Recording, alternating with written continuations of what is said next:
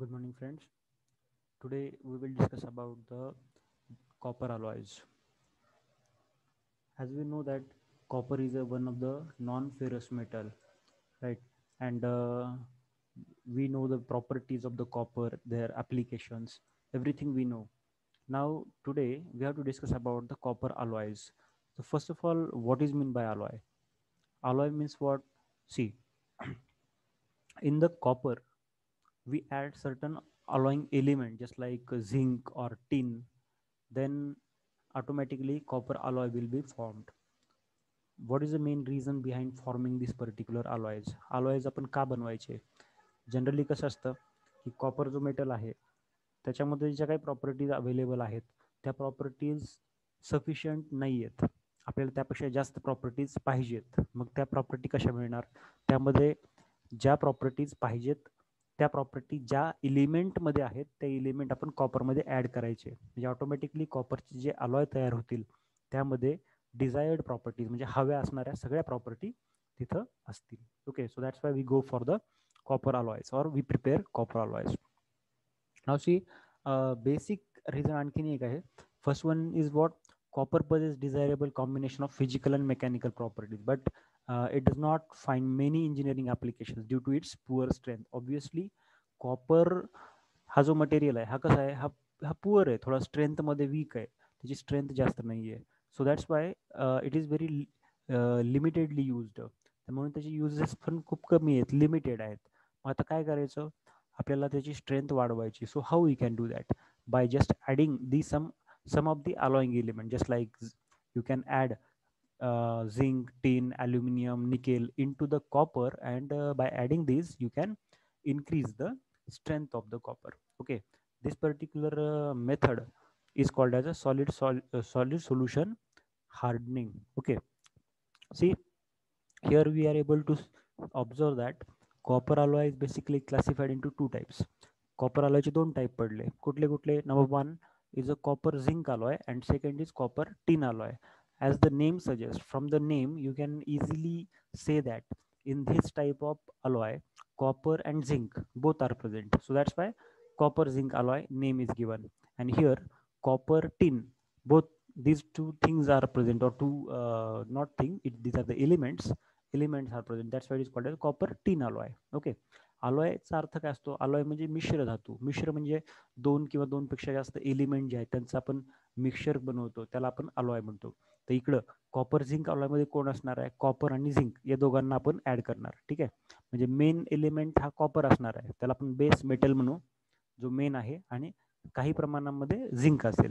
इकडे copper tin alloy, here also the main or base metal is a copper and subordinate, the sub element is a tin. Okay, one more time, this is the basic classification. Now under the copper zinc alloy there are sub two types. जे copper zinc अलॉयचे दोन type आहेत. कोणते कोणते? Number one is brass and second is Muntz metal.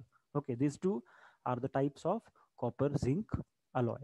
Now second one, copper tin alloy, again it is classified into two type. Number one is bronze and number two is gunmetal. Okay, so it's a broad classification of the copper alloys. We will discuss one by one. Now we will start with the first class or first type, that is copper zinc alloy. As the name suggests, from the name you can easily say that in the copper zinc alloy copper is a base metal and second is zinc, both are present. Now we will talk about its first type, that is brass बद्दल आपण बोलू. The brass, what is meant by brass? Actually I think this particular brass material, this name you have seen or you have heard in your day to day life. Brass हे नाव तुम्ही बऱ्याचदा ऐकलेलं असेल. Brass म्हणजे काय? पितळ आहे ना. आपण बऱ्याचदा हे नाव ऐकलेलं असतं, पितळची भांडी असतात आपल्या घरामध्ये, है ना. जसं कॉपर म्हणजे तांब आणि ब्रास म्हणजे पितळ. ओके, मराठीमध्ये आपण त्याला पितळ म्हणतो, पितळाची भांडे, राईट. So this brass.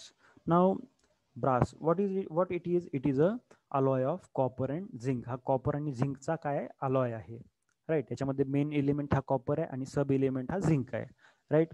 आता आपण जसं जरी म्हटलं तरी आपल्याला पर्सेंटेज सांगावे लागेल ना, की how much percentage of copper is present, how much percent of zinc is present. So basically in this copper zinc alloy 50% zinc is present and remaining 50% copper is present. Keep in mind, काय सांगितलं आपण, इथं 50-50% आहे. काय, copper is generally denoted by Cu. Actually Cu means cuprous, that is copper. How much it is just 50%. and second one is zinc is denoted by Zn. Okay, that is how much it is also 50%, right? So keep in mind this is the element percentage, copper and zinc 50-50%, right? हे लक्षात ठेवा, कारण की हे जे आहे ना आपण लिहिलेलं पर्सेंटेज, एलिमेंटचं पर्सेंटेज, हे आपल्याला एक्झाममध्ये विचारलं जाऊ शकतं. ॲक्च्युली आपला जो सब्जेक्ट आहे हा ऑब्जेक्टिव्ह आहे पूर्ण, आणि ऑनलाईन पेपर असणार आहे याचा. तर ऑब्जेक्टिव्ह क्वेश्चनमध्ये हे विचारलं जाऊ शकतं. असं विचारतील काय, what is the percentage of copper in brass. then 4 options they will give us, that is 50%, 60%, 40%, 30%. Then we should tick to the 50%, like that. Okay, so this is the base first point, that is percentage of copper and zinc in the brass. Now properties, what are the different properties are present in the brass. ब्रासचे गुणधर्म कुठले आहेत, त्याच्यामध्ये खासियत काय, speciality काय. Okay, so the first speciality or first properties, melting point of the brass varies from 800 degrees to 1000 degree.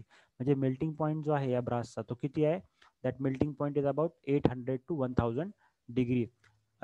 800 to 1000 degree. Obviously, if you have learnt the copper in a better manner, then you can say that what was the melting point of copper, that was 1083 degrees Celsius. And what is the melting point of brass, that is about 800 to 1000. From this, what you can say that brass having less melting point than the copper. कॉपरचा melting point 1083 होता, 1083. Okay, आणि इथं किती आहे, it is in the range of 800 to 1000. बरोबर आहे, म्हणजे 1083 पेक्षा डेफिनेटली हा कमीच आहे, म्हणजे हे कमी टेम्परेचरवरती वितळणार आहे लवकर. That's why it's a melting point given. Next one, it is non corrosive. हा नॉन करोजिव्ह आहे, म्हणजे हा गंजत नाही. ओके, वेन दिस कॉपर और this particular brass material come in contact with the water, it will not going to get corrode, त्याचं corrosion होणार नाही. Then next property of the brass is ductile and high tensile strength. म्हणजे हा कसा आहे, हा ductile आहे आणि टेन्साईल स्ट्रेंथ कशी याची जास्त आहे, चांगली आहे, खूप जास्त आहे. ओके, डक्टाईल म्हणजे काय, हे आपण फर्स्ट चॅप्टरमध्ये डिस्कस केलं. डक्टाईल म्हणजे काय असतं, when tensile stress is applied on body, then it will convert into thin wire, है ना. एखाद्या बॉडीवरती जर तुम्ही टेन्साईल स्ट्रेंथ अप्लाय केली तर काय होतं, त्या मटेरियलचं कन्वर्जन थिन वायरमध्ये होतं. मग त्या वायरमध्ये जर कन्वर्जन झालं तर त्या ठिकाणी कुठली प्रॉपर्टी असते, डक्टिलिटी प्रॉपर्टी असते किंवा डक्टाईल प्रॉपर्टी असते. ओके, म्हणून इथं पण पॉईंट सांगितलं आपण, ब्रासमध्ये कोणती प्रॉपर्टी आहे, ductile. It is ductile. Ductile ही प्रॉपर्टी आहे, आणि सोबत काय, it is high tensile strength. Tensile strength सुद्धा जास्त आहे. Now next one, soft with good fusibility. हा कसा आहे, दिस ब्रास इज सॉफ्ट. हा मऊ आहे, सॉफ्ट आहे. आणि दुसरा महत्वाचा मुद्दा, it is having good fusibility. Fusibility means हा दुसऱ्या मटेरियलमध्ये लगेच मिक्स होतो, फ्यूज होणे, कंबाईन होणे. Okay, it is having that property, good fusibility. Next property of the brass is poor conductor of electricity. Yes, it's very important point. हा एकदम तसं बघायला गेलं तर हा एकदम स्टारर पॉईंट आहे, है ना. This particular is very starred point. का बरं स्टारर आहे, कारण की आपल्याला माहिती आहे copper is a very good conductor of electricity. Copper जो आहे तो गुड कंडक्टर ऑफ इलेक्ट्रिसिटी आहे, पण त्याचाच जो टाईप आहे, त्याचा जो अलॉय आहे ब्रास, हा काय आहे, it is a poor conductor of electricity. Poor म्हणजे काय, याच्यामधनं कंडक्शन इलेक्ट्रिसिटीचं चांगलं होईल का, नाही होणार. Okay, this point we should keep in mind. It is poor conductor of electricity. Cut the point. Next one, easily soldered. याच्यावरती सोल्डरिंग सहज होते, लवकर होते, easily soldered. Okay, then this brass is a non magnetic material. Non magnetic आहे, हा magnetic नाही आहे. म्हणजे हा या ब्रासला जर आपण मॅग्नेटच्या जवळ नेलं किंवा उलट म्हणू आपण, हा मॅग्नेटच्या जवळ नेलं तर हा चिटकणार आहे का, त्याला नाही चिटकणार. Okay, so this brass is a non magnetic. त्याच्यामध्ये मॅग्नेटिक प्रॉपर्टी नाही आहेत. आता मॅग्नेट म्हणजे लो चुंबक जो असतो ना, चुंबक, त्याची प्रॉपर्टी आपल्याला माहित आहे की तो लोखंडाच्या जवळ नेला तर लोखंडाकडे तो चिकटला जातो वगैरे. ह्या प्रॉपर्टी आपल्याला माहिती आहे. त्यामुळे तिथं मॅग्नेटिक फ्लक्सेस म्हणजे मॅग्नेटिक फील्ड तयार करतं. पण अशा काही प्रॉपर्टी इथं आहेत का? नाही, हा मॅग्नेटिकच नाही आहे. तर ही काही प्रॉपर्टी असणार का? मॅग्नेटिक फ्लक्स तयार करणार नाही, फील्ड तयार करणार नाही, किंवा कुठल्या मेटलला तो अट्रॅक्ट पण करणार नाही. Okay. Now, last property of the brass is it can be easily electroplated with metals like nickel and chromium. Yes, it's very important point. या पॉइंटला एक्सप्लेन करतो, नीट ऐका. What is mean by electroplated? Electroplated या शब्दाचा अर्थ आपल्याला माहिती पाहिजे. Okay, this particular word we must know. Actually, electroplating means simply applying a metal on the other metal. काय म्हटलं बघा, applying a layer of one metal on the other metal. एका मेटलचा थर दुसऱ्या मेटलवरती देणे याला आपण इलेक्ट्रोप्लेटिंग असं म्हणतो. ओके. मराठीमध्ये आपण हे शिकलोय, विज्ञानामध्ये, सायन्समध्ये मराठीमध्ये या प्रोसेसला विद्युत विलेपन असं नाव दिलेलं आहे. Okay. Actually we have covered this point in science. I think it may be in the 8th standard or 9th standard something. Okay. तुम्हाला थोडंसं प्रोसेस सांगतो मी, तुम्हाला लक्षात येईल. कधी तुम्ही जर सायन्समध्ये हे शिकलेलं आहातच, पण तुम्हाला थोडंसं ब्रशअप केलं की लक्षात येईल की हे इलेक्ट्रोप्लेटिंग काय भानगड असते. Okay, I will just try to draw a small diagram here so that you can understand in a better way. See, this is one of the beaker. हा एक बीकर आहे. ओके, असं एक बीकर आहे. And in the beaker what we are going to do here, we are going to put two metals. Okay, हा एक स्टीलचा metal आहे आणि हा, let's consider, take it is a silver metal, right. आता याला काय करायचं आपल्याला, you have to connect these two metals by means of electric lines. याला आपण कनेक्ट करायचंय. Okay, like this. Now this is actually हे बीकरमध्ये ठेवलंय. म्हणून बीकरमध्ये काय आहे का? हो, आहे ना. In the inside the beaker there is a electrolyte. याच्यामध्ये काय ठेवायचं आपल्याला? इलेक्ट्रोलाइट ठेवायचं आहे. ओके. आता इलेक्ट्रोलाइट आपल्याला बघायला मिळतं इथं. इलेक्ट्रोलाइट हे सगळं. इलेक्ट्रोलाइट हे लिक्विड आहे ना. इलेक्ट्रोलायसिस म्हणजे इलेक्ट्रॉनला वेगवेगळं करण्याचं काम जो करतो त्याला इलेक्ट्रोलायसिस असं म्हणतो आपण. सॉरी, इलेक्ट्रोलाइट असं म्हणतो आपण. जो की इलेक्ट्रॉन फ्लो करण्याचं काम किंवा ट्रॅव्हल करण्याचं काम फास्ट करतो. ते हे ह्याच्यामध्ये बुडवलेले आहेत, आपण असं कन्सिडर करू. ओके. आता काय होतं माहिती आहे का, जेव्हा आपण आता इथे बॅटरी लावलेली असते सिम्पली, राईट. इथे बॅटरी असते. मग आता ही बॅटरी लावल्यामुळे काय होतं, याच्यामध्ये करंटचा सप्लाय होतो, राईट. करंट फ्लो होतो. करंट फ्लो झाल्यानंतर आता आपण काय सांगितलं, this particular part is made up of steel and this part is made up of silver. आता आपल्याला काय करायचं माहिती आहे का, या सिल्वरचा म्हणजे चांदीचा लेअर या स्टीलवरती द्यायचा आहे, है ना. हे चांदीचा मटेरियलचा लेअर तुम्हाला स्टीलवरती द्यायचा आहे. मग ही अरेंजमेंट केलेली असते, याला इलेक्ट्रोप्लेटिंग म्हणतात. जेव्हा आपण ही बॅटरी ऑन करतो ना, तेव्हा काय होतं, ह्या इलेक्ट्रोलाइटमुळं हे इलेक्ट्रोलायसिस होतं. म्हणजे ह्याच्यामध्ये असणाऱ्या इलेक्ट्रॉनचं ब्रेकडाऊन होतं. हे इलेक्ट्रॉन्स वेगळे होतात, म्हणजे हे सिल्वर मटेरियल तुटायला लागतं. आणि हा काय होतं, ह्या इलेक्ट्रोलायसिसमुळं याच्यामध्ये इलेक्ट्रॉनचं ट्रान्सफर होतं. कुणीकडनं? सिल्वरकडून हे कुणीकडे जातो? स्टीलकडे जातो. म्हणजे इथून या बॉडीवरचं सिल्वर निघतं आणि या स्टीलच्या बॉडीवरती जाऊन जमा होतं. ओके, ह्या स्टीलच्या बॉडीवरती ते जमा होतं. मग स्टीलच्या बॉडीवरती जमा झालं की काय होतं, ही जी स्टीलची बॉडी होती ही पूर्णपणे चांदीची होते. हे चांदीचा लेअर त्याच्यावरती दिला जातो. मग या प्रोसेसला म्हणतात इलेक्ट्रोप्लेटिंग. Got the point. आपण जनरली बघतो बघा, कधी जर समजा आपल्याकडं तुम्ही पाहिलं असेल की राखी पौर्णिमेच्या वेळेस जे म्हणजे चांदीच्या दुकानामध्ये चांदीच्या राख्या मिळतात, त्या ओरिजिनल असतात, ठीक आहे. पण आपल्याला रस्त्यावरती वगैरे चांदीच्या राख्या घेऊन बसलेले बघायला मिळतात. ते 25 रुपयाला, 20 रुपयाला ते विकतात. पण ती खरोखर चांदीची राखी आहे का? नाही. That is not pure silver. That is what, that is electroplated material. ते इलेक्ट्रोप्लेटेड आहे म्हणजे काय, त्याच्यावरती फक्त चांदीचा मुलामा म्हणजे चांदीचा लेअर दिलेला असतो. ओके. आता इथं सांगायचं कन्सेप्ट काय, ही प्रॉपर्टी काय सांगते आपल्याला, this brass is having electroplating capacity. Okay, this brass can be easily electroplated म्हणजे या ब्रासवरती तुम्ही सहजपणे इलेक्ट्रोप्लेटिंग ही प्रोसेस करू शकता, असं त्याचा अर्थ आहे. Okay. So these are the main properties of our brass. Just keep in mind. काय काय सांगितलं जरा एकदा रिपीट करा. काय सांगितलं आपण, ब्रासेसमध्ये काय आहे, 50% झिंक आहे, 50% कॉपर आहे. कोणत्या कोणत्या प्रॉपर्टी सांगितल्या, melting point of the brass varies from 800 degree Celsius to 1000 degree Celsius. Second one, it is non-corrosive, गंजत नाही. Third, it is ductile and high tensile strength. It is soft and good fusibility. It is poor conductor of electricity, म्हणजे electricity conduction होत नाही. Easy soldered, non magnetic, आणि सगळ्यात महत्त्वाचं, it can be easily electroplated with metal like nickel and chromium. म्हणजे इथं काय होईल माहिती आहे का, हा पार्ट म्हणजे आपला ब्रास असेल आणि इकडचा पार्ट कोणता असेल, इकडचा metal either nickel or chromium असेल. म्हणजे या ब्रासच्या मटेरियलवरती तुम्ही निकेलचा किंवा क्रोमियम या एलिमेंटचा थर देऊ शकता. Okay, that is the point, just keep in mind. Now will talk about the applications, त्याचे यूज काय आहेत. ओके, आपण ते बघू, त्याचे यूज काय आहेत. सी ॲप्लिकेशन काय दिसतं आपल्याला. First application of our brass is what? Brass are basically used in hydraulic fittings.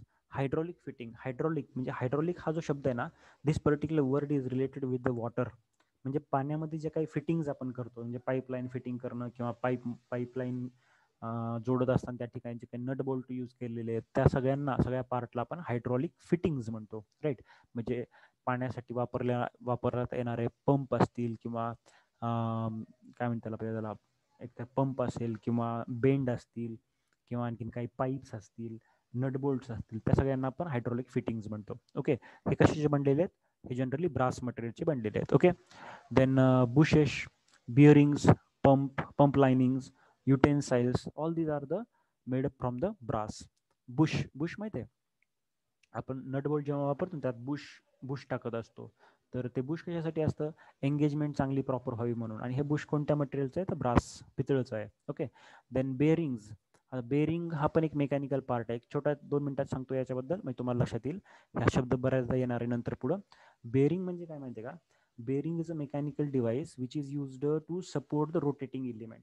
Okay, जो फिरणारा पार्ट असतो ना, त्या फिरणाऱ्या पार्टला फक्त सपोर्ट करणारा जो डिव्हाइस आहे त्याला बेअरिंग म्हणतात. ओके, जसं की बेअरिंगच्या बऱ्याचशा टाईप आहेत, म्हणजे sliding contact bearing, rolling contact bearing, ball bearing, हे आपल्याला माहिती आहेत. आपण बॉल बेअरिंग ही बऱ्याचदा तुम्ही ऐकलेली असेल. ओके, तर ही बेअरिंग जी आहे, तर बेअरिंग कोणत्या मटेरियलची बनली आहे, तर ब्रास, पितळची बनलेली आहे. Okay, then pump lining, pump आपले जे मोटर आहे ना, पाण्याची मोटर असते, त्या पाण्याच्या मोटरमध्ये सुद्धा ही पितळ म्हणजेच ब्रास मटेरियल यूज केले. आणि शेवटचा पॉईंट आहे तो म्हणजे युटेन्साइल. युटेन्साइल्स म्हणजे काय, भांडे.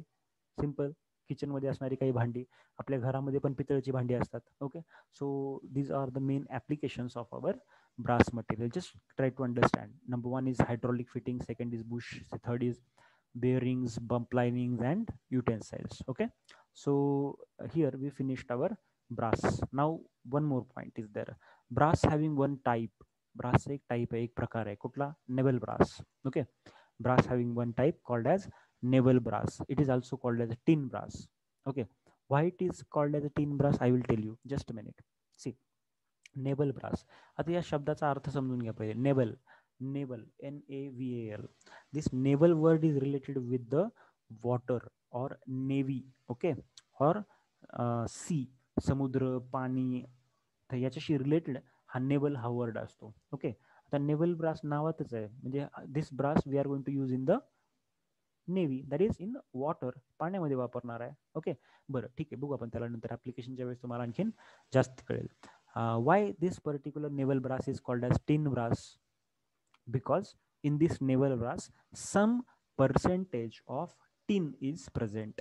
आता तुम्ही म्हणाल की हा तर कॉपर झिंक alloy आहे, मग याच्यात टिन कसं काय आलं. ओके, आपल्याला प्रश्न पडतो ना, this naval brass is a type of the copper zinc alloy, then how this tin is here? Actually the percentage of tin is very very small, so that's why it is comes under the copper zinc alloy. आता आपण composition बघू. In this naval brass 60% copper is present, 39% zinc is present, and just only 1% tin is present. Okay, the percentage of tin is very small, एकदम कमी आहे, म्हणून आपण याला tin brass असं सुद्धा म्हणतो. Okay, keep this particular point in your mind very clearly. याच्यावरती आपल्याला क्वेश्चन विचारला जातो हे लक्षात ठेवा. Okay, how much percentage of copper is there? 60%. How much zinc? 39. And how much tin? 1% only. Okay, now see, sometimes this particular percentage may vary. हे जे percentage आहेत ना, कधी कधी म्हणजे खूप रेअरली चेंज होऊ शकतात. ओके, इथं बोललं बघा, tin when added to the brass less than 2% increases hardness and tensile strength. Okay, सगळ्यात महत्त्वाची गोष्ट आपल्याला हे कळलं पाहिजे की why this tin is added. Okay, tin का ॲड केला आपण नेव्हल ब्रासमध्ये? The reason behind you adding this tin is to increase the hardness and tensile strength.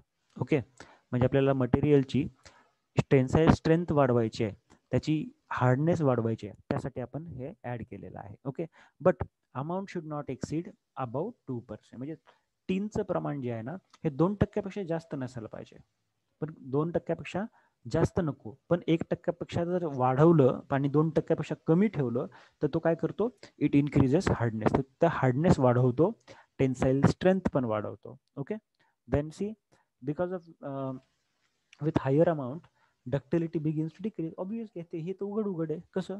जर एखाद्या पार्टची, एखाद्या मेटलची हार्डनेस वाढायला लागली तर बाय डिफॉल्ट त्याची डक्टिलिटी कमी होतेच. ओके, हे आपल्याला माहिती आहे की हार्डनेस वाढली तर डक्टिलिटी कमी होते. Right. Now next, now naval brass having certain properties. काही प्रॉपर्टीज आहेत त्याच्यामध्ये. काय काय गुणधर्म आहेत, काय प्रॉपर्टी आहेत? The first property is it has excellent corrosion resistance. Yes, it's common one. आता मी तुम्हाला ऑलरेडी सांगितलं होतं कालच्या लेक्चरमध्ये की नॉन फेरस मेटल जे आहेत त्या सगळ्या नॉन फेरस मेटलमध्ये करोजन रेजिस्टन्स ही प्रॉपर्टी खूप जास्त प्रमाणात प्रेझेंट आहे. आणि हा नेव्हल ब्रास कोण आहे? हा पण एक नॉन फेरस मेटल आहे ना. मग आता नॉन फेरस मेटलमध्ये करोजन रेजिस्टन्स हे असणारच. करोजन रेजिस्टन्स म्हणजे हा गंजायला विरोध करतो, हा गंजत नाही. Okay, number one. Number two is its tensity is high. Its tensity is high. Then it has good working qualities. याची वर्किंग क्वालिटी कशी आहे? चांगली आहे. म्हणजे हा वापरायला आपण चांगल्या ठिकाणी वापरू शकतो, इझिली वापरू शकतो. गुड वर्किंग क्वालिटीज म्हणजे वापरायला चांगला आहे. Then last one, it has high tensile strength and comparatively better hardness. म्हणजे काय? It has high tensile strength, ताकद जास्त आहे. टेन्साईल स्ट्रेंथ कशी आहे? जास्त आहे, मजबूत आहे हा. आणि दुसरी महत्वाची गोष्ट, कम्पॅरेटिव्हली बेटर हार्डनेस. ॲक्च्युली त्याची ताकद पण जास्त आहे आणि हार्डनेस सुद्धा जास्त आहे as compare to other type of alloys. Okay, so these are the main properties. Just keep in mind. सगळ्यात महत्त्वाच्या प्रॉपर्टीज या असतात. Then applications. आता ॲप्लिकेशन म्हणजे यूज, कुठं वापरायचं? Where this naval brass material is used. कुठं कुठं वापरलं? See, it is mainly used in the naval construction. Naval construction म्हणजे अंडर वॉटर कन्स्ट्रक्शन. पाण्याच्या खाली जे कन्स्ट्रक्शन आपण करतो ना, जे बांधकाम करतो पाण्यामध्ये, म्हणजे त्या कन्स्ट्रक्शनमध्ये आपण नेव्हल ब्रासचा वापर करतो. Now it's a very important question in front of us, that why we do the construction inside the water. आपण पाण्यामध्ये कन्स्ट्रक्शन कशाला करतो? सिंपल आहे. अरे बघा बघा, नदी असेल की एखादी रिव्हर आहे किंवा एखादं पाण्याचं तलाव आहे आणि त्याच्यावरती आपल्याला जर एखादा फ्लायओव्हर बनवायचा असेल किंवा ब्रिज बनवायचा असेल तर ऑब्व्हियसली तुम्हाला त्याचे जे पिलर्स आहेत ते पाण्यामध्येच बसवावे लागतील ना. मग त्याच्यामध्ये बसवत असताना काय, आपण जर आपला साधा नेहमीचा बार म्हणजे स्टील वापरलं तर काय होईल? इट विल गेट करोजन है ना. त्याचं करोजन होऊन जाईल आणि तो खराब होऊन जाईल, डॅमेज होईल. So our target is to avoid the corrosion. So that's why we use this particular naval brass material in the naval construction. Okay, हा पॉईंट लक्षात घ्या, सगळ्यात महत्त्वाचा. नेव्हल कन्स्ट्रक्शन मध्ये आपण नेव्हल ब्रास मटेरियल यूज करतो. Now second one, it is also used for welding rod and piston rods.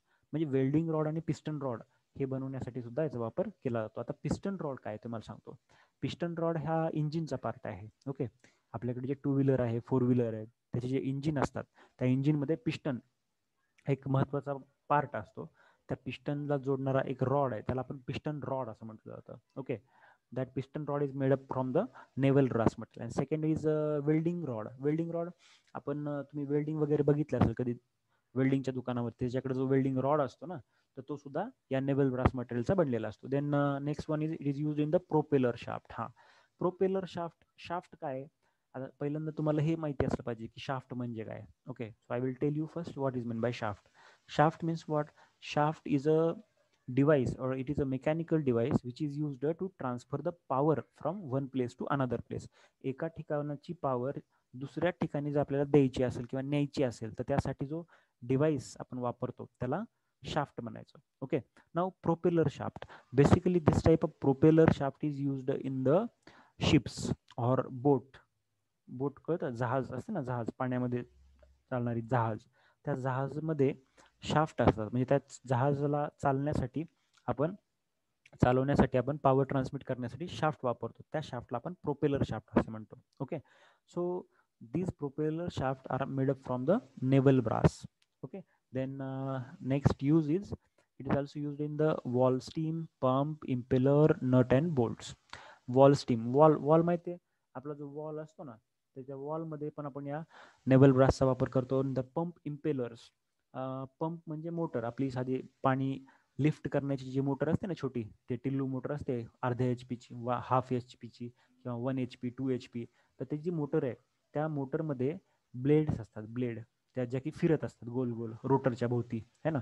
These blades are called as impellers and these impellers are made up from the naval brass material. Okay, next one is nut and bolt. Nut bolt सुद्धा आपण काय करतो, naval ब्रासचे बनवतो. म्हणजे इथं एक गोष्ट लक्षात घ्या, नट बोल्ट आपण नेव्हल ब्रासचे बनवतो म्हणजे याचा अर्थ असा घ्यायचाच नाही की सगळेच्या सगळे नट बोल्ट हे नेव्हल ब्रासचेच असतात. Not like that. Okay, some of the nut bolt made up from the naval brass material, काही आपण त्याचं बनवतो. मग काही दुसरे म्हणजे स्टीलचे पण बनवू शकतो आपण, ॲल्युमिनियमचे पण बनवू शकतो, नट बोल्ट्स बनवू शकतो आपण. Okay, depending upon the situation, depending upon the use, we can change the material. आपण वेगवेगळे मटेरियल यूज करू शकतो. Okay, so this is all about the naval brass material. Now next type of the copper zinc alloy, that is what, that is the Munds metal. Okay, we'll discuss about this Munds metal. See what is mean by Munds metal, what is the percentage of content or composition in it, then their properties, their applications we will discuss. See Munds metal, this one. So basic first point is what, ha, composition. Composition means what, how much amount of copper is present in Munds metal and how much amount of zinc is present. Simple.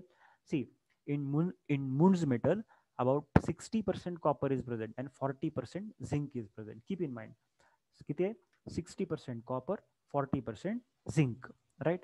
Now what is the property of the Munds metal? First property, this alloy becomes single phase at about 700 degrees Celsius. What is the meaning of this? याचा अर्थ काय, याचा अर्थ असा घ्यायचा आहे, this particular Munds metal becomes single phase at 700 degrees Celsius. means तुम्ही जर Munds metalला 700 डिग्री सेल्सिअस इतकं टेम्परेचर दिलं तर एका फेज मध्ये तो येतो, सिंगल फेज मध्ये येतो. म्हणजे वेगवेगळ्या फेजच्या कॉम्बिनेशन मध्ये तो राहत नाही, एक सिंगल होमोजिनियस फेज तयार होते. किती डिग्री टेम्परेचरला? 700. Okay, then it is having a special color, that color is reddish. Okay, reddish just like a copper. आपला जो कॉपर मटेरियल आहे, कॉपरचा पण कलर रेडिश होता, तर आपल्या Munds मेटलचा कलर सुद्धा रेडिश आहे. Obviously it is non ferrous metal, so that's why it is having colour. Then it can be readily hard worked or rolled in the temperature range of 600 to 800 degrees Celsius. Meaning काय याचा, it can be readily or readily hard worked or rolled, means you can do the rolling on the Munds metal at the or at the temperature range of 600 to 800. म्हणजे जेव्हा आपण Munds मेटलवरती 600 ते 800 degree temperature देतो तेव्हा सुद्धा आपण त्याच्यावरती rolling operation करू शकतो. म्हणजे Munds मेटलचा एखादा पार्ट आहे त्याच्यावरती आपण एखादा रोलर फिरवू शकतो. रोलर म्हणजे आपल्या रस्त्याचा रोड रोलर नाही, तो नाही, छोटे रोलर असतात वेगळे, त्याचं आपण लोड सेटिंग करू शकतो, त्याच्यावरती आपण ठरल्याप्रमाणे लोड अप्लाय करू शकतो आणि त्या मटेरियलला फ्लॅट शीटमध्ये कन्वर्ट करू शकतो, त्याला आपण रोलर्स म्हटलंय. तर ही रोलिंग आपण करू शकतो कधी, कुठल्या रेंजला? 600 टू 800 डिग्री सेल्सिअस या टेम्परेचर रेंजला. Okay, now next property, this Munds metal having tensile strength of about 350 to 400 newton per mm². Okay, 350 ते 400 न्यूटन पर mm² काय याची टेन्साइल स्ट्रेंथ आहे. Then last property of the Munds metal is it is having high strength and hot workability. Yes, it's very important. High strength म्हणजे ताकद चांगली आहे, जास्त आहे, है ना. बघा तुम्ही जर आतापर्यंत बघितलं असेल, Munds मेटल असेल किंवा आपला नेव्हल ब्रास असेल किंवा याच्या आधीचा आपला ब्रास असेल, या सगळ्यांमध्ये स्ट्रेंथ हा जो क्रायटेरिया आहे किंवा स्ट्रेंथ ही जी प्रॉपर्टी आहे ही हाय आहे, जास्त आहे. का बरं? कारण की ही स्ट्रेंथ, ही प्रॉपर्टी आपल्या कॉपरमध्ये कमी होती, राईट? ती कॉपरमध्ये कमी होती आणि हीच तर प्रॉपर्टी आपल्याला वाढवायची, म्हणून तर आपण कॉपरचे अलॉय बनवतोय ना. मग प्रत्येक कॉपरच्या अलॉयमध्ये स्ट्रेंथ प्रॉपर्टी वाढायलाच पाहिजे, असायलाच पाहिजे. त्याच्याशिवाय काहीच उपयोग नाही होणार आणि ते वाढवण्यासाठी तर आपण अलॉय बनवलेत. Okay, so this Muntz metal having high strength as well as hot workability. आता हॉट वर्कॅबिलिटी म्हणजे काय?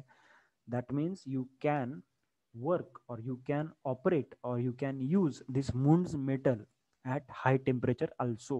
ओके, समजा म्हणजे कसं असतं, एखादा मेटल आपण कन्सिडर केला तर तो त्याच्यावरती जर जास्त टेम्परेचर पडलं तर काय होतं, त्याचे डायमेन्शन वगैरे बदलतात, बरोबर? पण समजा या मुंड्स मेटलवरती टेम्परेचर जास्त पडलं तरी सुद्धा त्याचं डायमेन्शन बदलत नाही, त्याची साईज शेप बदलत नाही. म्हणजेच काय, आपण त्याला हॉट टेम्परेचरला सुद्धा, जास्ती टेम्परेचरला सुद्धा चांगल्या पद्धतीनं वापरू शकतो. मग त्या टेम्परेचरला चांगल्या पद्धतीनं काहीही प्रॉब्लेम न होऊ देता वापरण्याच्या प्रॉपर्टीला आपण हॉट वर्कॅबिलिटी असं म्हणतो. Okay, workability means ability to work in which condition, hot condition और हाय टेम्परेचर रेंज. जेव्हा टेम्परेचर जास्त असतं तेव्हा पण हा चांगल्या पद्धतीनं राहतो, टिकतो, खराब होत नाही किंवा काही याचं डॅमेज किंवा कुठल्याही प्रकारचा प्रॉब्लेम येत नाही. Okay, now next point is application. Okay, आता आपण ॲप्लिकेशन्स बघू. हे applications, okay, the first application is it is used for utensil being a good conductor of heat. आपण याला कुठे वापरलं, कशासाठी? To manufacture the utensils. Okay, utensil म्हणजे काय? भांडे, भांडे बनवण्यासाठी. बरं, भांडे म्हणजे आता फक्त ही भांडी जी आहेत ही फक्त डोमेस्टिक पर्पजची असतील का? नाही, actually it may be of commercial also. घरगुती तर आपण भांडे वापरतोच, कमर्शियल पण आहेत, तर ते सुद्धा आपण बनवण्यासाठी आपण काय करतो, या मुंड मेटलचा वापर करतो. का बरं? Because this Muntz metal is having good conductor of heat, है ना? Sorry, actually Muntz metal having this property. Which property? It is good conductor of heat. याच्यातनं हीट कंडक्शन चांगल्या पद्धतीनं होतं, म्हणून आपण त्याचं भांडे वगैरे बनवलेले आहेत. ॲक्च्युली कसं आता घरामध्ये आपण ही असली भांडी वापरतो, ते कशासाठी? कारण की आपला जो गॅस आहे, तो गॅसची जी हीट आहे ती जास्त लॉस होऊ नये, है ना? समजा आपण हे एखादं समजा कन्सिडर करा की मुंड मेटलचं एक पातेलं आहे आणि पातेलं आपण गॅसवरती ठेवलं आणि आपण त्याच्यामध्ये काहीतरी शिजवणार आहोत, तर गॅस चालू केल्याबरोबर जर हे Muntz metal good conductor of heat म्हणजे हीटचं ट्रान्सफर करणारा, चांगला करणारा असेल तर काय होईल, गॅसनं दिलेला सप्लाय जो आहे तो डायरेक्ट त्या मेटलला मिळेल आणि मेटलला मिळाला की मेटल लगेच तापेल, गरम होईल ना. हा गुड कंडक्टर आहे म्हणून तर गरम झाला आणि लगेच मध्ये जर काही अन्नपदार्थ ठेवला असेल ते लगेच शिजायला चालू होईल. म्हणजे फ्युएल कन्झम्पशन म्हणजे गॅसचं कन्झम्पशन कमीत कमी होईल आणि तुम्हाला जे काही शिजवायचं किंवा जे काही काय कामासाठी वापरायचं ते काम सिद्ध होईल. Okay, now this is the first application of our Moon's metal. Now next application is it is used for bolts, pump parts, condenser tubes and similar applications. Now see bolt तुम्हाला माहिती आहे, bolt which is having external thread on it is called as a bolt. आपल्याला bolt कहते, nut bolt माहिती ना, त्याच्यामध्ये जो लांब असतो, बोटासारखा मोठा असतो, लांब असतो, त्याला आपण बोल्ट म्हणतो. देन पंप पार्ट, पंपचे काही पार्ट आहेत ते सुद्धा मुंड्स मेटलचे बनवलेले आहेत आपण. Then condenser tube, yes it is very important. ह्या कंडेन्सर ट्यूबला मी तुम्हाला दाखवतो कुठे असतात. In your house refrigerator is there, है ना? फ्रीज आहे तुमच्या घरामध्ये. Just look the back side of the fridge. In the back, at the back side of the fridge you are able to see tubes are there or mesh like structure is there. I will try to draw here. एक तुम्ही बघितलं असेल की तुमच्या घरामध्ये त्या फ्रीजच्या back साईडला ना असे असे ट्यूब्स असतात पाठीमागं, राईट? मी तुम्हाला एक छोटंसं काढून दाखवतो, मी तुम्हाला लक्षात येईल लगेच. बरं ठीक आहे, असं काढण्यापेक्षा एकदम शॉर्टकटमध्ये काढतो, जास्त वेळ खाण्यापेक्षा. असे तुम्ही एक लाईनिंग बघितलं असेल, फ्रीजच्या पाठीमागं अशी लाईनिंग असते बघा, अशी ट्यूब्स असतात. जस्ट जर बघितलं नसेल तर आज बघा, फ्रीजच्या बॅक साईडला ही अशी जाळी असते ब्लॅक कलरची, है ना? त्याला कलर दिलेला असतो. So this is nothing but a condenser, याला म्हणतात condenser. Okay, what is the main function of condenser? Function of condenser is to extract the heat or whatever the heat is extracted from the freeze or inside the material from in the freeze, that to expel out to the environment. म्हणजे हा काय करतो, आपल्या फ्रीजमध्ये जे काही अन्नपदार्थ किंवा जे काही ठेवलंय तुम्ही त्याची हीट काय केलेली असते, एक्स्ट्रॅक्ट केलेली असते, आणि ती हीट हे कंडेन्सर काय करतो, तो घेतो आणि बाहेर फेकतो. राईट. ऍक्च्युली फ्रीजमध्ये जो जो काही अन्नपदार्थ ठेवले त्यातली हीट जी आहे तो इव्हॅपोरेटर जो पार्ट असतो तो घेत असतो.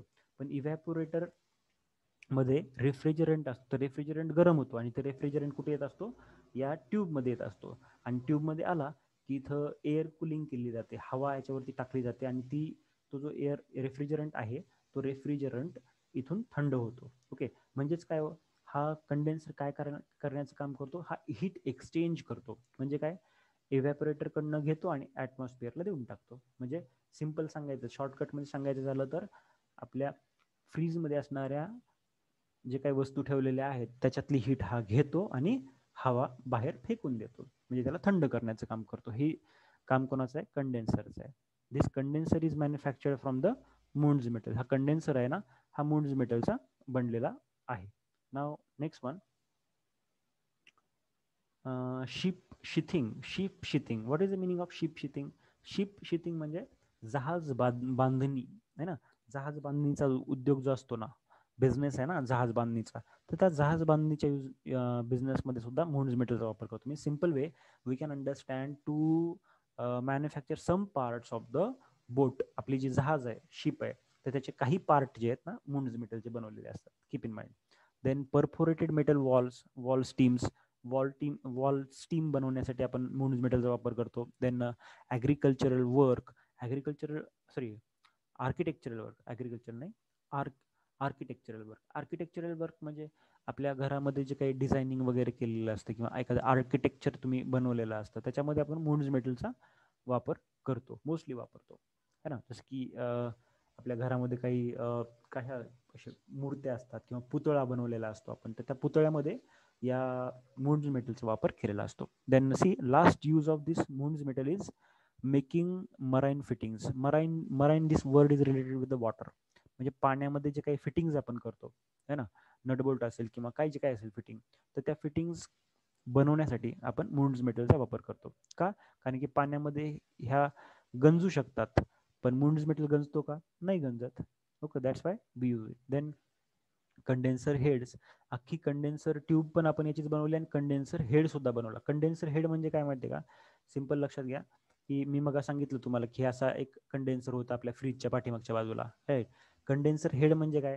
ह्याची सुरुवात जिथं झाली तो पॉईंट आणि जो जिथे एंड झाला तो पॉईंट, तो म्हणजे हेड. याला आपण म्हणतो कंडेन्सर हेड. हे कंडेन्सर हेड सुद्धा कशाचे आहेत? मून्स मेटलचे बनवलेत. Then last point is radiator core. Radiator core and spring chain. Springs chain हे तुम्हाला माहित आहे, हे आपण मून्स मेटलचे बनवतो. And one more is radiator core. Radiator core म्हणजे मी तुम्हाला मे बी याच्या आधी सांगितलं असेल की रॅडिएटर काय असतो.